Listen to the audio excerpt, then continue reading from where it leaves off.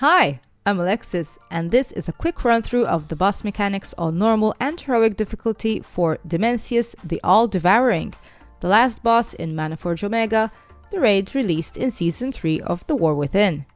Before we start, please consider leaving a like and subscribe. It'll help my channel grow and I'll be able to put out more content more often. Split the raid into two groups, one group on each side, and use the action button to teleport to the platform to start the fight. Each group needs to defeat the ad on their side, and each ad drops a debuff called Excess Mass, and one player from each group needs to pick this up. The boss will then start casting Devour. The whole raid needs to go to the middle of the platform. If both excess masses were picked up, a purple circle will surface, which will keep all players in place as the boss attempts to pull the raid in. If you get devoured, you're toast. After the boss finishes the devour, each group needs to be split up again and deal with the mechanics on either side of the platform. A quick tip, stand closer to the front. The boss knocks back the raid from time to time, so it's pretty easy to get knocked off the ledge. The boss casts Massive Smash on the tanks. Everyone stay out of this large blue circle, and tanks swap after each smash. The boss also casts Fists of the Void Lord if there are no tanks in melee range, pulling them back into range and knocking back and damaging other players within range.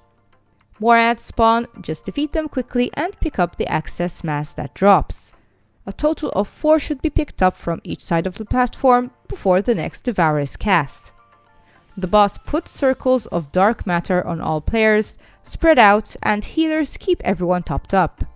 On heroic, this leaves behind a pool of dark energy, which damages players and reduces movement speed if you stand in it, so players should move to the sides and try not to fill up the whole platform.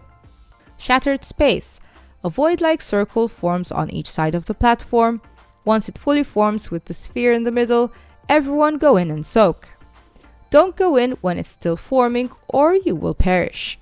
2 players on each side are marked with blue circles. The boss will pull them up into the air, leaving 2 smaller blue circles on the ground. Players with the excess mass debuff need to stand in these circles and pull the floating players down. Players targeted with this mechanic should go to the back to give other players enough time to pull you back down. The boss will attempt to devour the raid again. As long as 4 excess mass on each side were picked up, players will get a purple circle surfacing on each side of the platform. Stay in it as you did in the beginning of the fight.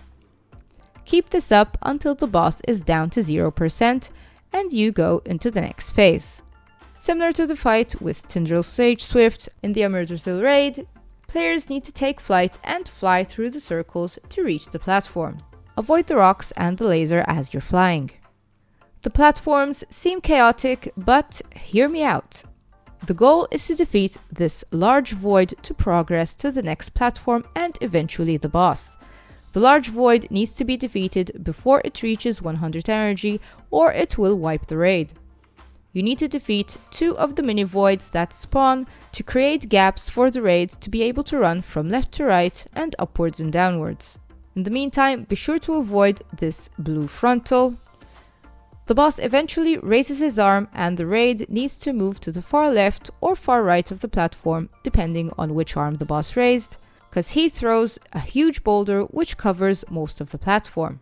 After this, the raid needs to move to the front of the platform because the boss casts Gamma Burst, which pushes the whole raid back, so be sure to be at the front so you won't get knocked off the platform. Healers keep everyone topped up. The mini voids respawn, so you'll need to defeat some again to create gaps for the raids to pass through. The same mechanics will continue until the large void is defeated. The raid needs to fly onto the next platform, repeat the same mechanics, and then the raid is teleported onto the final platform for the final phase. The boss is temporarily destabilized as you land and all damage taken is increased by 50%. This is the perfect time to use Bloodlust and go hard on the boss. When the boss regains consciousness, he will drop stars around the platform, which will slowly go around the boss. 3 bigger stars will spawn and explode one by one. Going through the circle will leave a debuff, so pass through the first one as soon as possible to have enough time to pass through the rest without getting too much damage. During this phase, the boss will again try to devour the raid. Everyone needs to stand inside the circle underneath one of the stars to keep yourself from getting sucked in. These stars will one by one erupt. Stay away because they will cause damage when exploding and can no longer be used when the boss casts Devour, so if you run out of stars, the raid will obviously get devoured and wipe. Keep this up until the boss is defeated. And that's how you defeat Dimensius, the All-Devouring. I hope you found this video useful. Give it a like if you did, and don't forget to subscribe. Be sure you check out my other guides. Good luck on your raiding adventures, and thank you for watching.